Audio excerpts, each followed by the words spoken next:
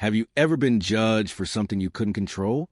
Imagine entering a place where you expected to find shelter, peace, maybe even a hug. But instead, all he gets are contemptuous looks, muffled whispers, and cruel silence. This is exactly what happened to a little girl, an orphan child, with sad eyes, who carried on her body simple clothes, threadbare by time, and in her heart a faith that still resisted. She just wanted to participate in the celebration, to feel part of something bigger. But that day inside that church, she understood that not all places that talk about God practice true love. The scene was heartbreaking. She entered shyly, head down, walking slowly through pews, while some faithful looked away. Others looked her up and down, as if her poverty were a mistake, a nuisance. And then came the phrase that marked his soul: "This is no place for people dressed like this." Hard, cruel, humiliating, a public sentence, coming from the mouth of those who should welcome it, a wound that time would take years to heal. Have you ever been there? Have you ever felt that you were not welcome just because you looked different? Stay with me until the end, because what you'll discover now may surprise you. That girl could have revolted, lost faith, closed herself off from the world. But something inside her, something no cruel words could put out, ignited a flame. A silent promise, made through tears, still in childhood. One day, she would do it differently. One day, she would create a space where no one would have to hide their pain or disguise their poverty to be accepted. A place where clothes would not be seen before the heart. But that afternoon, all she could do was run. Running out of the church, with a wet face, teary eyes, and a soul in pieces. And the most painful, nobody went after it. No one reached out. No one even asked his name. She was just a child, but there she felt invisible. It is hard to imagine that someone so small could carry such great pain. But it is precisely in this pain that one of the most inspiring stories you will hear today begins to form. A story of overcoming, faith, and transformation. Because years later, that same girl, humiliated, rejected, hurt, will turn around in a way that no one expected. And it is from here that everything begins to change. Have you ever experienced something similar? Tell us here in the comments. I really want to know your story.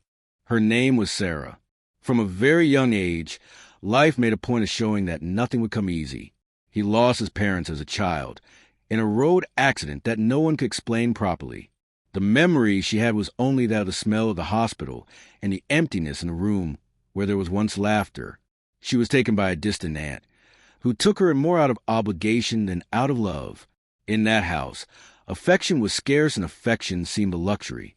She grew up between household chores, clothes reused from donations, and silences that hurt more than screams. But there was something curious about Sarah.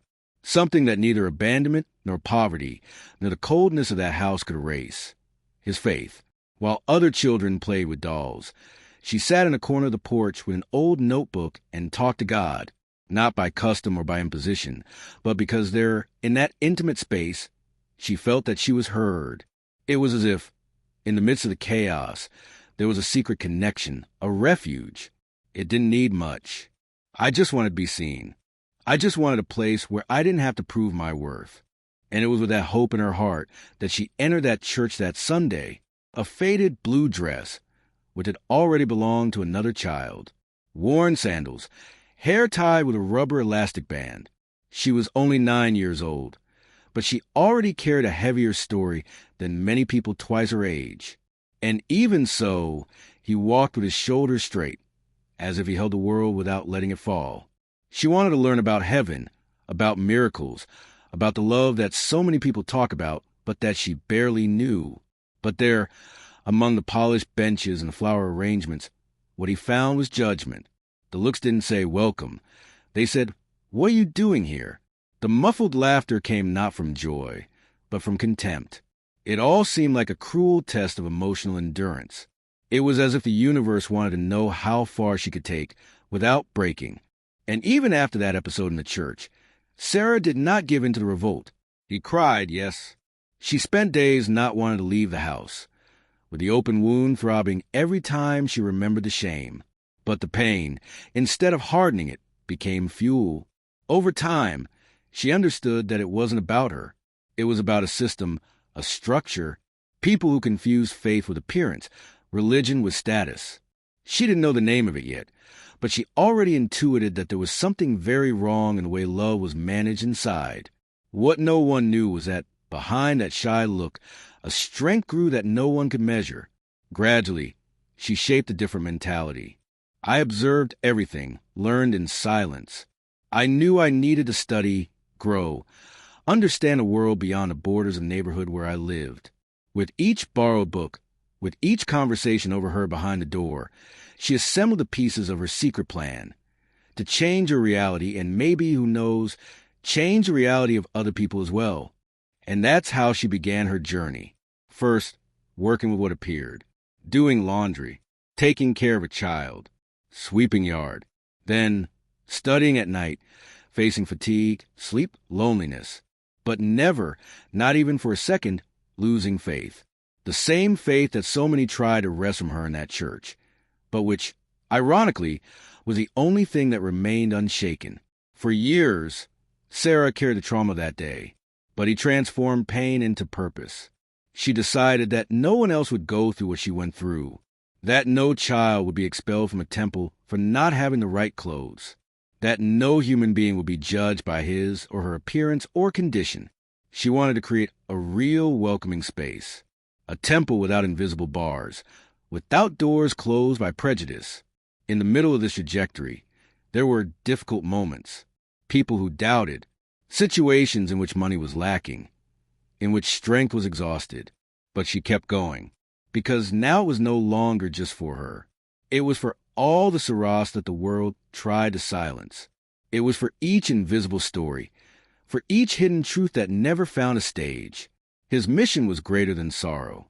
And it was on one of those ordinary days, walking down a dirt street, that she saw an empty lot with tall bushes, abandoned but with a beautiful view of the sunset. He felt something different there, a peace, a certainty, as if the whole universe said, "It's here." At that moment, the dream was born, the temple, the project, but the challenge was also born. She remembered that day as someone who carries a scar that never closes completely. It was a cloudy Sunday, one of those in which the sky seems to cry inside. Sarah woke up early, put the already frayed blue dress at the seams, the same as when she first entered the church. She had washed it the night before with stone soap, rubbing it carefully to make it as presentable as possible. It was the only dress she had that looked like grown-up clothes. The elastic in her hair was already loose, but it held her ponytail tightly aligned. She was careful as someone who knows that the world is ruthless with the small details. Each well-made fold, each button adjusted, was his way of saying, "I'm trying." She didn't ask for much. I just wanted to sit on a bench, sing softly, listen to some word that warmed my heart. But that day, the silence she always faced gave way to something even more cruel, loud humiliation. He had just knelt, eyes closed, hands clasped tightly, when a lady from the church leadership, upright posture, starched clothes, strong perfume, approached. The woman did not whisper. She did not have the delicacy of discretion. On the contrary, his voice sounded loud and cold as a sentence. "The house of God is no place for beggars." The phrase cut the room. It echoed. It paralyzed everything for a second. And Sarah, with her knees still bent, felt the floor disappear. All eyes turned to her, some with pity, others with derision, some just curious, but none with true compassion. It was as if, suddenly, she had become a mistake in the perfect setting of that temple, as if it were a crack in the white wall, an uncomfortable reminder that poverty still existed, and that many preferred to ignore. She didn't cry there. His body trembled inside, but his face remained hard. He just got up slowly, without saying a word, and walked toward the exit with short, heavy steps. The noise of old sandals flapping against the floor sounded like a march of shame. But deep down, something was born there too. A new, acidic, fierce feeling. It wasn't hatred. It was lucidity. The revelation that what they called faith was often tainted by a distorted mindset. That real spirituality needed to be separated from the social veneer. And that, perhaps, his role in the world would be to expose exactly that. Sarah didn't look back. When he left the church, His feet seemed not to touch the ground, as if the only urgency was to disappear. She ran in no clear direction, her blue dress fluttering in the wind, and the tears coming before she could even understand what she was feeling. That phrase still echoed like thunder inside his chest. God's house is no place for beggars. It wasn't just an offense. It was a deep cut, a wound that bled more inside than outside. And the worst? It was said in the name of God. The same God she believed saw beauty in her even when the mirror only returned sadness. She ran across the street, dodged the puddles, felt the sand get into her worn shoes. He climbed the stone alley with his breath held, and only stopped when he reached the hill behind the abandoned soccer field. There, where no one went, where only the dry branches and the remains of tin and dirty paper took up space. And it was there, in that forgotten hiding place, that she let herself fall to her knees. It was not a contained cry. It was the kind of crying that comes from deep in the body, of the soul, those uncontrollable sobs, which come in waves and tighten the throat, as if it were impossible to breathe. She cried until her body trembled. He cried with anger, with shame, with the weight of humiliation still stuck to his skin. She didn't just cry for what happened. I cried for what it meant, because of the feeling that no matter how hard I tried, it would always be less. It would always be out of the norm. It would always have to justify itself. The clothes, the smell, the way they walked, everything was a reason. And at that moment, something even more painful set in: doubt. Does God even reject me? That question stuck like a cold needle in the middle of my chest.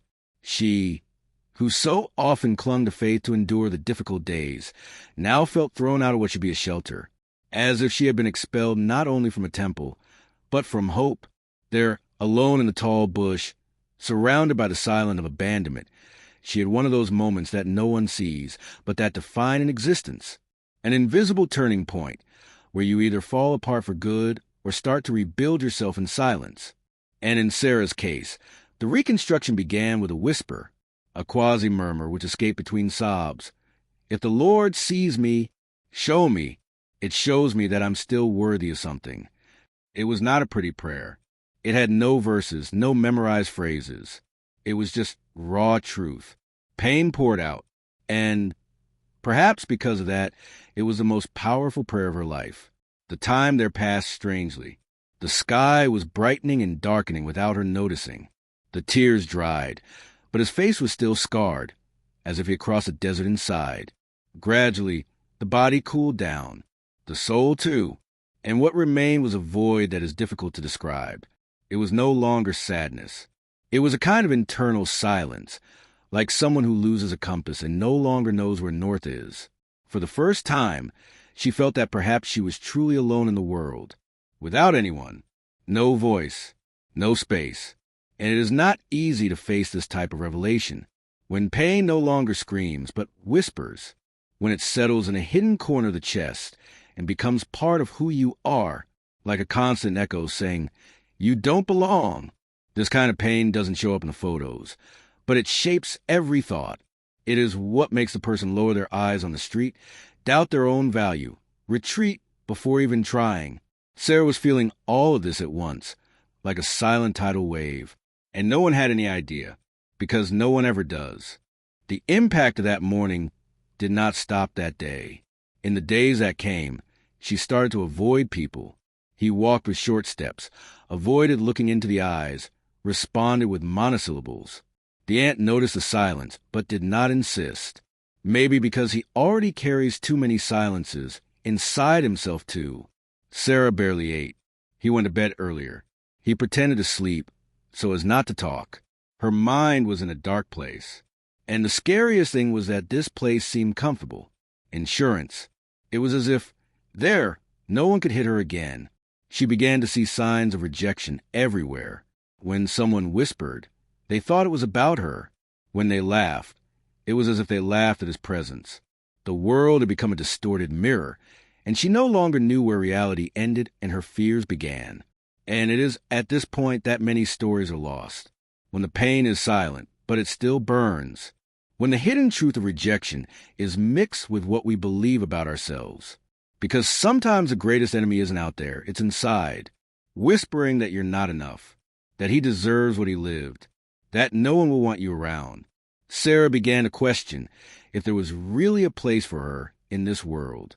Not a physical place, a place of value, a voice, a belonging, the kind of space where you walk in and no one measures you up and down, where no one needs to be fixed to be accepted. She desired this place with all her might, but at that moment, I couldn't imagine where it existed, or if it would ever exist. The inner journey she began on that day of lonely crying was invisible but profound, a silent transformation. Something was being destroyed from the inside. Yes, but at the same time, something new was being sown. Still formless, still nameless, but real. It was as if the pain was carving out space for something different to be born, a type of strength that is not taught in any school, that comes from the fall, from the rejection, from the bottom of the well, and only those who have been there know how brute this kind of force is. And sacred. That's why, even without understanding it properly, she started to observe people's reactions more. The neighbors' gaze that disguised her indifference, the way the brothers and sisters of the church passed by her as if they did not see her, the mechanical smiles, the cold hugs. She noticed everything, and every detail was feeding something new inside her, a conviction that the world needed a change, not with speeches, with attitudes, with truths that hurt less and embrace more. And that seed began to grow in silence, even when everything seemed to stand still. It was on one of those long days, between loneliness and routine, that she took her first concrete action.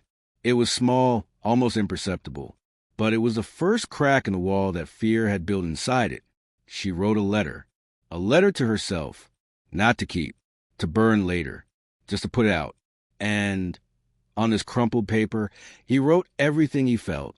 He wrote about shame, anger, doubt, but he also wrote about the desire to continue, even if everything said to stop. The letter was just the beginning, because inside her, something began to move again on that warm afternoon with cloudy skies, with the wind dragging dry leaves along the bumpy sidewalk. Sarah was sitting on the steps of the old deactivated station. The letter had already been burned 2 days before, but the feeling it left was still there, pulsing softly, as if something had been torn out and didn't want to heal. She was with her head down, fiddling with the hem of her dress with her fingers soiled with dirt, when she heard slow footsteps approaching. He didn't look at it right away. She was used to being ignored, and learned not to expect much from passers-by. But the footsteps stopped right in front of her, and before he could react, a soft but firm voice cut through the silence around him. "Daughter, you are precious to God." Those words did not come with a tone of pity. They were not said as someone who is just trying to comfort. There was a different firmness to them, a conviction, as if the person knew exactly what he was saying. Sarah looked up slowly and saw a white-haired lady, her face marked by time, but with a bright sparkle in her eyes. It wasn't the kind of brilliance that is faked. He was the type who comes from someone who has been through a lot, from someone who has known the depths of pain, but also the heights of faith. That woman didn't seem to be there by chance. And for the first time in days, Sarah felt as if someone could actually see her. She tried to hold back her tears, but her body did not obey. The tears flowed without force, as if they didn't want to make a noise. The lady crouched down, put one of her hands on Sarah's shoulder, and stood there for a few seconds, without saying anything. Just presence, just welcoming. And this simple gesture had an impact greater than 1,000 speeches. Because sometimes what heals is not what is said. That's what you feel. The lady sat next to her, leaning her back against the peeling wall of the station. He took a cloth handkerchief from his bag and handed it over without haste. Sarah wiped her eyes, still trying to understand if it was real. Nobody did that. No one stopped. Nobody cared.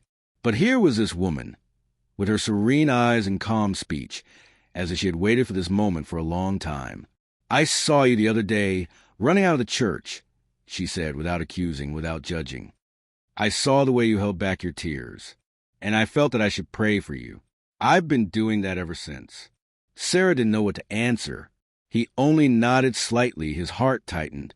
It was strange how simple words, when they come with truth, can open doors that have been locked for years inside us. The lady continued, "A lot of people speak in the name of God, but not everyone knows his heart. God does not reject those who are hurt. He is not bothered by appearance, smell, or past. He looks at what no one sees. He sees what's in you. It was as if something broke inside. A gentle but transformative snap. Because, until then, all Sarah carried was a feeling of inadequacy. Now, someone was saying, with faith, with assurance, that she was seen by God in a different way, that there was value where the world saw only surplus, that the rejection he suffered was not a sign of guilt, but a reflection of the blindness of others. The lady then took out of her bag a small Bible. It was old, the cover already faded, with marks of use and colored post-its between the pages. He opened it in a passage that seemed carefully chosen, as if he'd been waiting for that moment for a long time. He read in a low voice, almost like a whisper that goes through layers of his soul. Even if my mother and father forsake me, the Lord will welcome me. Psalms 27, verse 10. Sarah couldn't help it. He cried again, but it was no longer that cry of pain. It was a cry mixed with relief, with hope, with a strange feeling that, even if she was hurt, there was still a chance. There was still something to discover. A new perspective was drawn within her, a kind of faint light that began to shine between cracks. They were silent for a few minutes. The lady didn't seem to be in a hurry. I just watched the sky and took a deep breath, as if I was also being healed at that moment. Sarah, for the first time in a long time, felt time slow down. He felt that there, in that unlikely encounter, something was being restored, as if that phrase, "You are precious to God," was being sewn into the torn parts of your story. The conversation continued. The lady, who introduced herself as Donna Carmen, told a little about her trajectory, not with glamour or heroism, but with authenticity. She said that she has also been rejected, who also heard things that tried to erase his faith. But he has learned, over time, that wounds are not the end. They can become bridges, on healing paths, and that often the greatest treasures are behind the scenes of pain, where no one wants to look, where no one thinks to look. The presence of that woman was like a beacon in a dark night. It did not put out the storm, but it showed that there was direction. And Sarah, little by little, felt the stiffness of her chest soften, the defenses go down, like someone who, after a long time, comes back to believe that she can be hugged without having to apologize for existing. Before getting up, Donna Carmen held Sarah's hands and said something that would echo for a long time. "You're not a mistake. You are not alone. And even if the world tries to tell you otherwise, there's a purpose in every tear you've ever cried. The pain you have felt will not be in vain." That's how the wind changed, not with fanfare, but with delicacy. A subtle transformation, invisible on the outside, but with hurricane force on the inside. Because sometimes all a person needs is someone to see them. Let him say out loud what he forgot to believe. That his life has value, that there is beauty in your story, that the rejection of others does not define who she is. And it was with this new feeling that Sarah came down from the hill that night. There were still scars. There was still pain. But now there was also a discreet certainty forming deep in his chest. It was not what they said. It was not the dirt, nor the shame, nor the error. It was someone under construction. And that changed everything. The steps were still timid, the gaze cautious. But inside her something had already changed. It was as if for the first time she saw a door ajar, a crack of possibility, a real chance to rewrite one's own narrative, not to please others, but to truly find their place. And it was exactly this search that began to take shape in the days that would follow. Sarah, still a little teary-eyed, walked along the dirt road that led to her house. The conversation with Donna Carmen reverberated in his mind like a soft but firm echo that he could not ignore. Each word of the lady seemed to have been molded just for her, like a key that opened a deep compartment of her soul. And at that moment, something began to be born there, between the cracks of her pain and her loneliness. Something that seemed to have been buried for a long time, but was finally beginning to find room to breathe. A flame on purpose. It was still a small flame, barely perceptible, but intense enough to cast a shadow of hope. Something inside Sarah was changing, and she knew it, although she didn't know yet the size of the transformation that would come. What began there was not just a promise, but a certainty that was formed over time, solidified by pain and overcoming. There, in the silence of her humble home, when she knelt on those cold winter nights as a child, something grew inside her strongly. It was there, in that intimate moment, when loneliness and pain seemed to embrace her being in an almost suffocating way, that Sarah made the promise that would change the trajectory of her life. She remembered it as if it were yesterday. The smell of the old wood on the door, the sound of crickets outside, and the soft light of the candle that illuminated her small room. Alone, in the silence of the night, she looked up at the sky, feeling the weight of rejection still fresh in her heart. That night, it was impossible to ignore the feeling of abandonment, the feeling of being less, of not belonging, of being just any child, lost in the middle of society that seemed so far from their needs. But as he looked up at the starry sky, something inside him shot out. Maybe it was a force majeure. Perhaps it was a vision of what she still did not fully understand. But there, in absolute silence, she swore to herself that her life would not be marked by what defined her until then. One day, I will build a church where no one is rejected, she said, with a conviction that she did not know where it came from, but which, at that moment, seemed to be the purest truth. She knew, somewhere deep within herself, that this place she wished to build would not just be a physical space. It would be a refuge. It would be a place of true acceptance, where anyone could feel loved, regardless of their imperfections or what the world had to say about them. In that instant, as the words left her mouth, Sarah felt a kind of inexplicable connection to something greater, something that was beyond the pain she felt and the misery of everyday life. She felt that her journey was just beginning, that the pain, though great, had a purpose, and that the transformation she would experience would not only be a personal change, but something that could impact many other people. With her hands dirty with dirt and her heart full of hope, she made that promise, not knowing exactly how she would be able to fulfill it. She knew it wouldn't be easy. She knew that there would be obstacles, and that her own journey would not be free of difficulties. But at the same time, something in his heart spoke louder than any fear or doubt. There was an inexplicable force, an energy that pushed her forward. Even when everything around her seemed to say she wouldn't be able to, Sarah's promise was more than an innocent child's wish.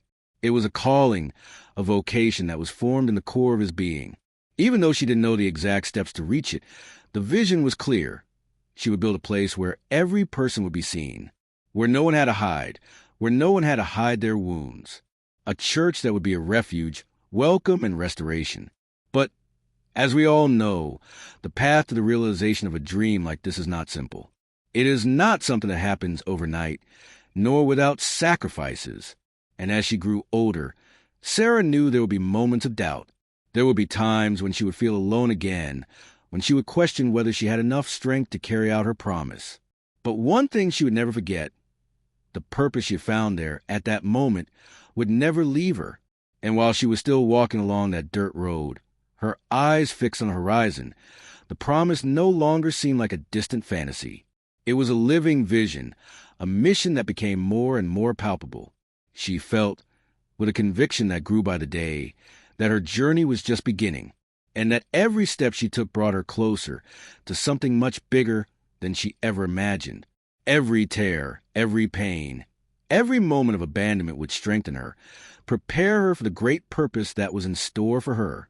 It was as if the universe was conspiring to put the pieces in the right place. The experiences she lived, with all their difficulties and trials, were not there to destroy her, but to prepare her for what was to come. The pain of his childhood, the humiliations he faced, the rejections he suffered, all of this was part of a larger story, a story that, little by little, began to reveal itself to her. And so, as Sarah looked up at the sky, with the vision of what she wanted to build clear in her mind, she felt that, somehow, that lonely and painful moment had become the starting point for a journey of restoration, not only for her, but for everyone who passed through that place she would one day call home. The promise she made was not just about building a church. It was about building a new mindset. It was about embracing the wounds of the past and turning them into a powerful force for change. Because, in that instant, Sarah knew that her pain would not be in vain. Her every step would bring her closer to building a place where everyone would be seen, where no one would be left out, where everyone could feel they belonged. What began as a simple promise, made with the sincerity and faith of a child, now became the basis for a life mission. It wouldn't be easy, but the strength she would find along this journey would be more than enough to overcome any challenge. The road would be long. Difficulties would still be lurking. But deep in her heart, Sarah knew she had found something that no obstacle could take away from her: purpose. And with it, she was ready to take on whatever the future held. Because she knew that true transformation never comes without challenges, but also never comes without the certainty that we are going in the right direction. And with that, she took the first step on the journey that would unknowingly take her further than she ever imagined. She knew now that the promise she made on that lonely night of her childhood would not be just a dream. It would be the truth she would seek until the end of her life. The following years were not easy for Sarah. It grew like a tree that, despite the storms and the strong wind, took root deeper and deeper, seeking strength where before there was only weakness. A difficult childhood had shaped a woman who knew exactly what she wanted, but also understood that the path to the realization of her dreams would not be paved by roses. No, on the contrary. Every step taken toward his mission was a battle, a constant struggle against a reality that seemed to insist on keeping the doors closed. Life hasn't been kind to her, but Sarah has learned to be resilient. With the promise still burning in her heart, she went for it.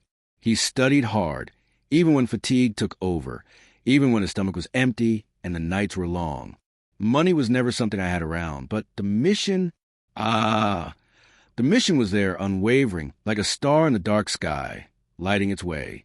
She went through sleepless nights, with a fear of not being able to fulfill her dreams almost paralyzed her. There were times when she felt completely alone, where the absence of support was as clear as the lack of resources. But she kept going, because she knew that what she carried inside her was greater than any obstacle that could arise. The hunger for knowledge, the hunger for transformation, the hunger for a life that meant more than surviving, all of this moved her.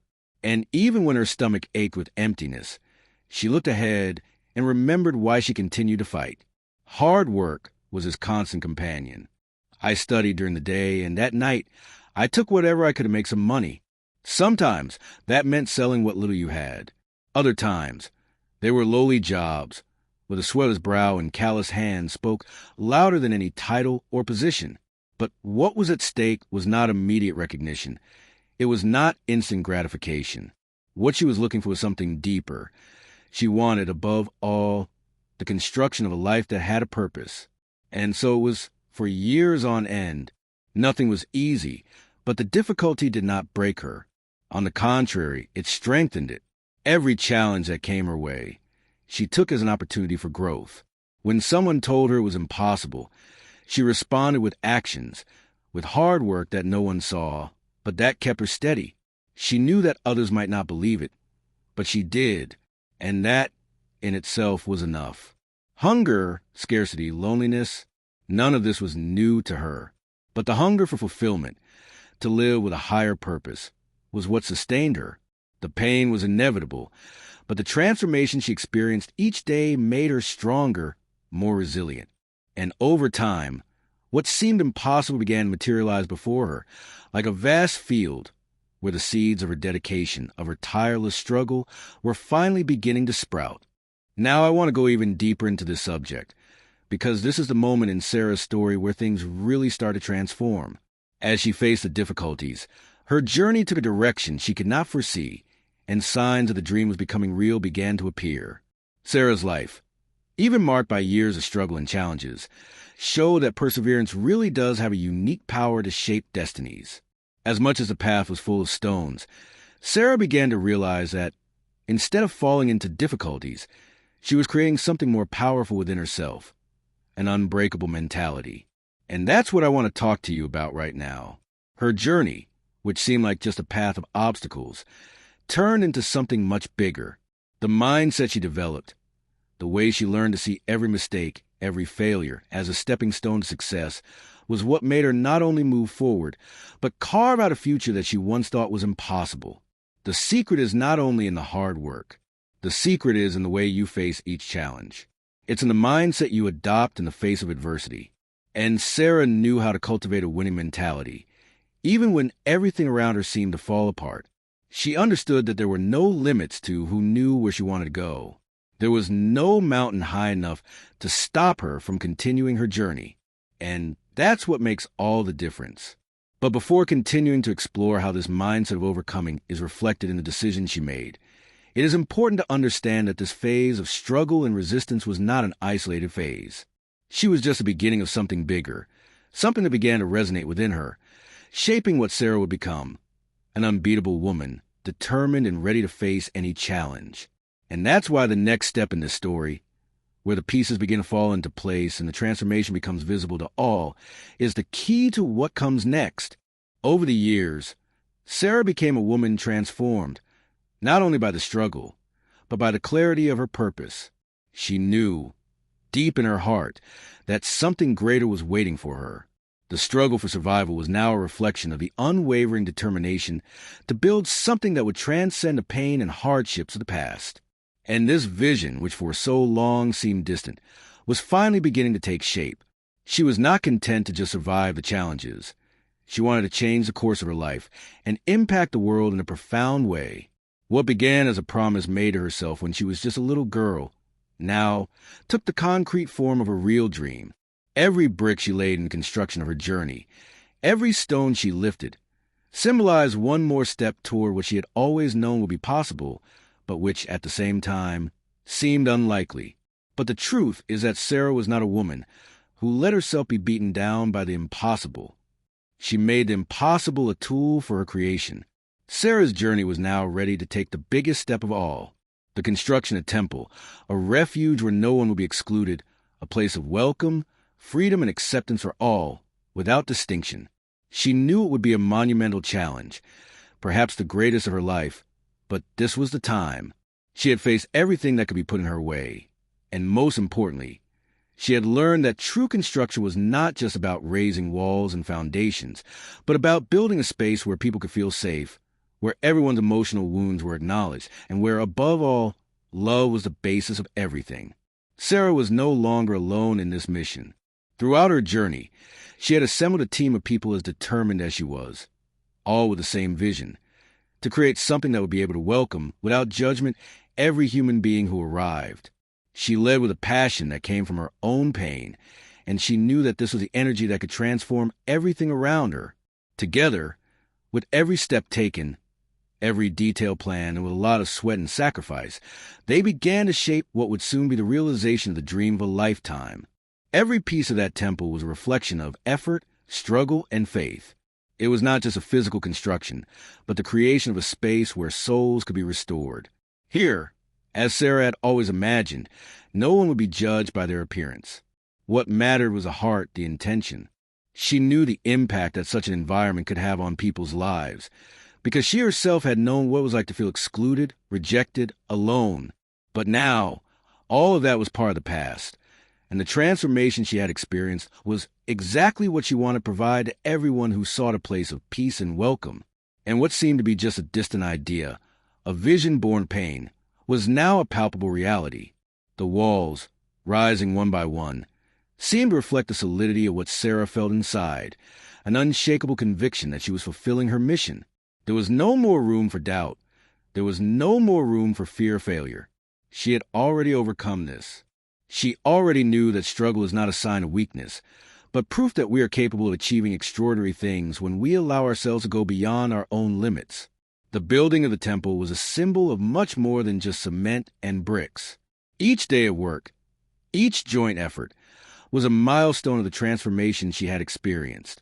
Now, the temple was taking shape, and with each new step, Sarah felt more connected to her true mission. There, no one would be treated as inferior. No one would be left behind. The dream she had nurtured since she was a child was about to become a welcoming sanctuary, where people could feel at home, regardless of their background, their appearance, or anything else. And the most beautiful thing about it all is that by building this temple, Sarah was also rebuilding herself. The woman who had gone on this journey, with so many scars and pain, now became the force behind something bigger than herself. Not only had she found her voice, but now she had something very powerful in her hands, a space of transformation where love and warmth would heal wounds, and where every person who walked through her doors would feel part of something much bigger. Now I want to go even deeper into this subject, because what happens next is something that will touch everyone's hearts. The construction of the temple was not only a point of arrival, but a beginning of a new cycle, where people's lives would be transformed in ways that Sarah could not even imagine. And this is where the real magic begins to happen. The transformation of a place, of a physical space, which at the same time begins to impact the inner world of those who enter it. But what does that really mean? How did this temple, which began with a vision of a little girl, become a point of reference for all those who, like her, needed a place to heal, to grow, and, above all, to be accepted? This, my friends, is what we are about to discover. The temple was finally erected, its doors open to receive those who sought something more, something that only true acceptance could provide. Sarah's dream had come true. But, as always happens in stories of transformation, life had a surprise in store for her. And it was on a quiet morning, like so many others, that this surprise arrived, bringing with it an even deeper lesson about the power of change and forgiveness. Sarah was in the temple, in the middle of her welcoming routine, talking to some of the people who attended there, when she heard the footsteps approaching. A familiar but at the same time disconcerting sound echoed through the hallway. She turned around and, to her surprise, there was a lady who, in the past, had humiliated her, the same woman who had shown her contempt, who had never believed her, and who, perhaps, was responsible for so many of the scars she carried. The lady was standing at the entrance, hesitant, as if she didn't know what to do or how to act in that new scenario. Sarah looked at her, and for a moment, time seemed to slow down. It was as if the past and the present met in that instant, with all the pain and all the victories intertwined. But something different happened this time. Instead of feeling anger, hurt, or a desire for revenge, Sarah felt a surge of understanding. She knew that the woman who was there now was not the same one who had hurt her years ago. And, more importantly, she knew that the woman she had become was prepared to handle the situation in a way that would never have been possible in the past. The lady, with teary eyes, looked deeply at Sarah and with a choked voice said, I don't know what to say. I hurt you so much, and I see now what you built, what you have become, and what I have done." Repentance was clear in her words. But what really touched Sarah's heart was not the woman's pain, but the courage to admit her mistakes and the humility to seek forgiveness. It was such a rare and true action that it seemed almost a form of redemption. Sarah watched her for a moment, in no hurry to answer. There was no rush at that moment. There was no urgency. There was, deep down, an understanding that this was a unique opportunity, not only for the woman, but for herself. The temple she had built was, in fact, more than a physical place. It was a representation of what she had learned along her journey. True power is not in fighting back, but in forgiving. "You don't need to ask for forgiveness from me," Sarah said, her voice calm but firm, full of compassion. "What you did in the past cannot be erased, but who you are now and what you are doing, seeking to redeem yourself, that's what matters. And I, here with all my heart, receive you with forgiveness you need." She paused, feeling the intensity of the moment. "I'm no longer that girl you hurt, and you're no longer the woman who humiliated me. We all have the chance to rewrite our history, to transform pain into something more beautiful, more profound." The lady was silent for a moment, absorbing those words, as if a curtain had been lifted before her eyes. The forgiveness she sought so much was not something that was earned, but something that was actually offered. It was a gift that was priceless, but that brought with it the ability to free not only those who received it, but also those who gave it. And the most impressive thing about that meeting, that unexpected reunion, was that by forgiving each other, they were both healing something much greater than their own stories. They were touching something deep in the very fabric of life, a truth that reveals itself to all of us at some point in our journey. Forgiveness is not just for those who have hurt us. It is, first of all, for ourselves. It frees us from a weight that should no longer be carried, and allows us to move forward with a lighter, more open, more welcoming heart. The lady, touched by those words, made a timid but significant gesture. She approached Sarah, stretched out her hands, and with a sincere smile said, I don't know how to thank you, and I feel honored to be received like this. by you. Thank you. It was at that moment that Sarah, with a smile on her face, hugged her. It was not a hug from those who have forgotten the pain of the past, but from those who have learned to forgive and, more importantly, to accept the transformation that life offers when we are ready to receive it. This reunion was not only about forgiveness, but about the true essence of transformation. The lady who had once rejected and humiliated now found herself welcomed and supported, not only by Sarah's grace, but by the energy of the very temple she had created, a place where no one would be judged, a place where love and forgiveness, not condemnation, would always be the rule. That was what Sarah was offering this woman. And in doing so, she was reaffirming the purpose that had guided her for so many years. Now, I'm going to take this conversation to another level because the impact of a gesture like this cannot be underestimated. Forgiveness not only changes the life of the one who receives it, but also the one who offers it. And what does this experience reveal about the true meaning of acceptance and transformation? How can a simple act of welcoming and forgiving change everything, not only within us, but also in the world around us? Let's explore this journey further, because believe me, what comes next will surprise you. What happened at that moment was more than just an act of forgiveness.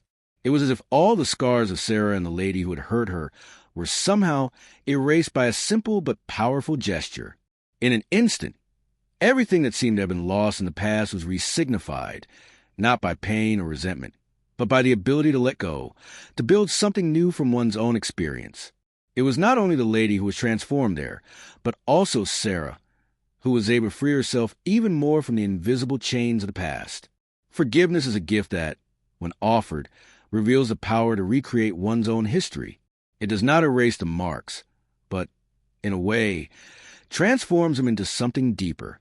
A scar doesn't go away, but it becomes part of who you are, who you become. And that's what Sarah had understood, perhaps in a way that few people can understand. The real power is not in holding on to hatred, in holding on to hurt, but in using those experiences as a foundation to build something stronger, more beautiful, grander. She wasn't just building a temple of stone and cement. She was creating a welcoming space, a place where all people, regardless of their background, could meet and transform. The temple was not just physical, but manifestation of his soul, of his belief that everyone deserves to be accepted, loved, and, above all, forgiven, not just for others, but for themselves. And it is here that the true lesson of this story begins to reveal itself more clearly. Sarah's temple was, above all, a metaphor for everything she had learned along her journey.